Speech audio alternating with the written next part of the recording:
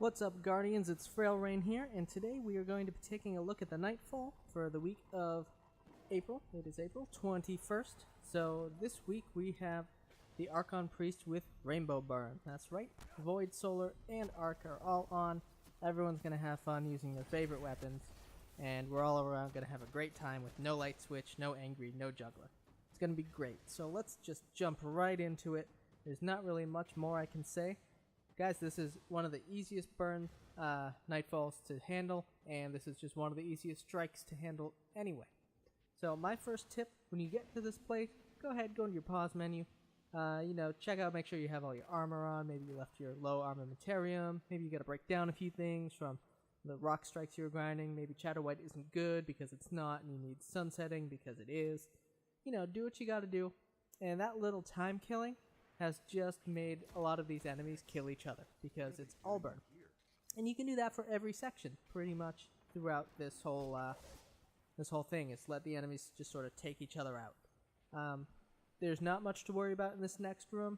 When you pop up, there's going to be two shanks right in front of you. Shanks right in front of you. If you didn't do anything for like 20 seconds back there like I didn't, most enemies will have killed each other. Otherwise, you have two hobgoblins across the way to worry about, and a couple vandals right in front of you. That big ol' Hydra is going to spawn, so just kill him. Make sure you get all the shanks, and then there's a lowly goblin zealot left. I believe that was all that was left this time. So, yeah, that's a really hard part. Am I right, guys? If you head on to the next point, check it out. One hobgoblin left with no health. And you'll see the when I get up there. That was it. So, no one's left. There's normally a captain in there, if you go fast, and two hobgoblins to worry about.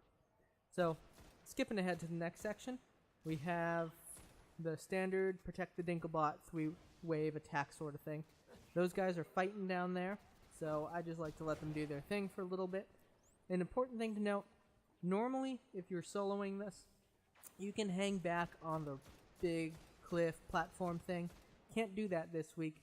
It's glitched according to Bungie, and it just resets the encounter, which I tend to believe them that this was a glitch because that's very unlike Bungie in the way they've handled patching things before. So just go ahead, kill all the things from down on the bridge. If you have friends, they can stay back there as long as one person or dead person is within the combat area. So if you're soloing it, I like to stay on this bridge personally. You just have to be aware that things will head up the left ramp towards you, and you have to be ready to handle that. Oh no, we're actually going to have to do things instead of just hanging back. What a shame.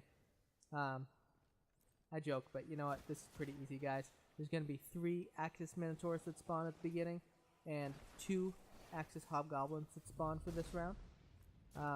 They're pretty simple to take care of. Just, if you got friends and they're hanging back, have them snipe.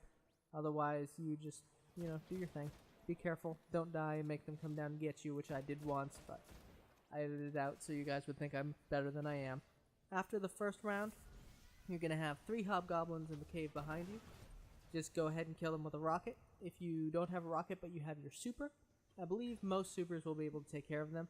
I know if you are a blade dancer, which I recommend you be a gunslinger, but if you are a blade dancer, you can actually pop the stasis on all of them and then blade dance into them because supers will hit through the stasis, which super good advice if you didn't know that would happen. So go ahead and wipe out the 2 Axis Hobgoblins and then any other adds. Round 3 is going to begin with Axis Hydras. There'll be 3 of them.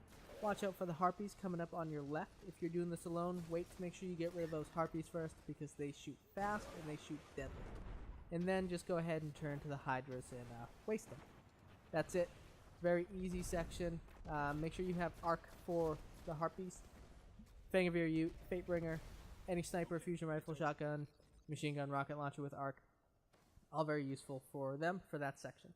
So go ahead, run down, collect your ammo, and get ready for the next section. Don't grab a pike. Run out, jump onto this little ledge over here, which is on the left side of the upper ramp, and snipe off the 3 hobgoblins immediately in your viewpoint, your field of view. That's the correct term. Go ahead, shoot some rockets downrange at the Minotaur. There's going to be 3 Minotaurs and 2 hobgoblins, 3 regular goblins, and 3 harpies. So that is everything in this section. The Harpies are down where you see Subsonic's name is. They're going to be over in that corridor.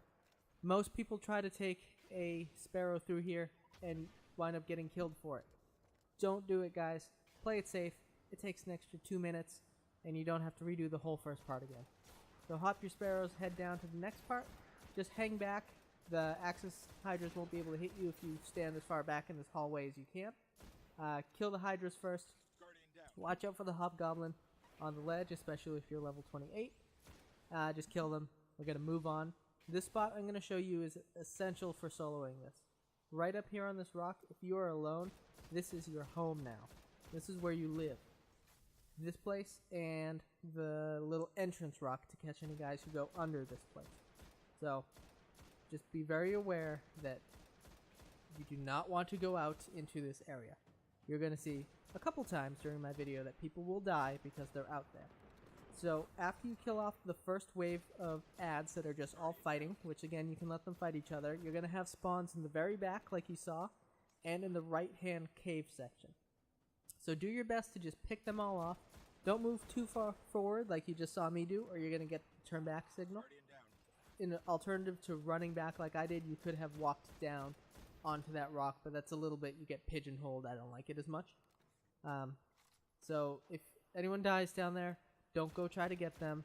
Just kill everything off and then leave one Dreg alive and go get them. Otherwise the Skiff is going to spawn and he will wreck you. Trust me. You're going to see in about 10 seconds how I get wrecked by said Skiff.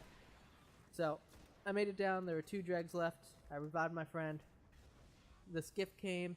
I got a little bit cocky jumping up here on the rocks. I'm like, you know what? I'm a Guardian. The Traveler protects me. So what's a Skiff? Skiff is nothing. Oh god, help, help, help. And that's what it became. So less talk about that, more talk about killing. Go back to killing, kill all of the ads, kill the 2 Reaver captains, and then in the cavern to the right, there are going to be some more spawns that you'll have to take care of. So let's just go ahead and kill this captain. And we're going to go kill this other captain. He likes to hang out in the back of the cave. So just be aware of that. Also, there might be a Dreg alive, so if you have rockets with proximity detonation, you're going to have a bad time.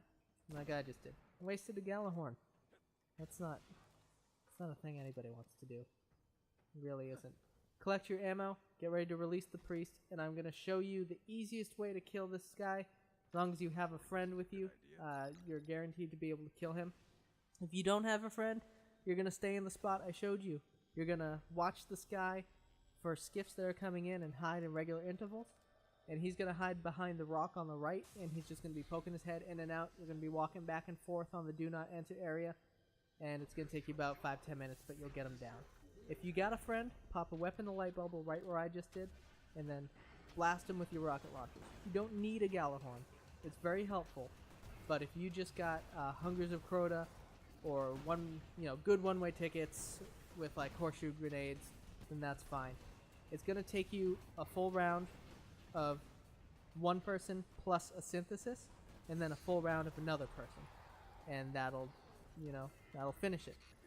So like I said, you just saw skiffs will spawn, so you need to be very, very careful if you're doing this by yourself that you don't get skiffed.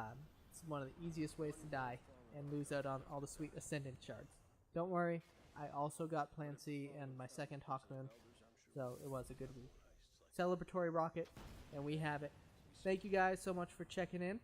I hope you get some great stuff this week. We have weekly Sparrow races happening on Fridays, so swing by sparrowracingleague.com for more information. Drop a like, drop a subscribe, drop a comment. We love interacting with you guys, talking to you. If you got suggestions, leave it in the comment section below. And that is it. We will see you next week, and we love you.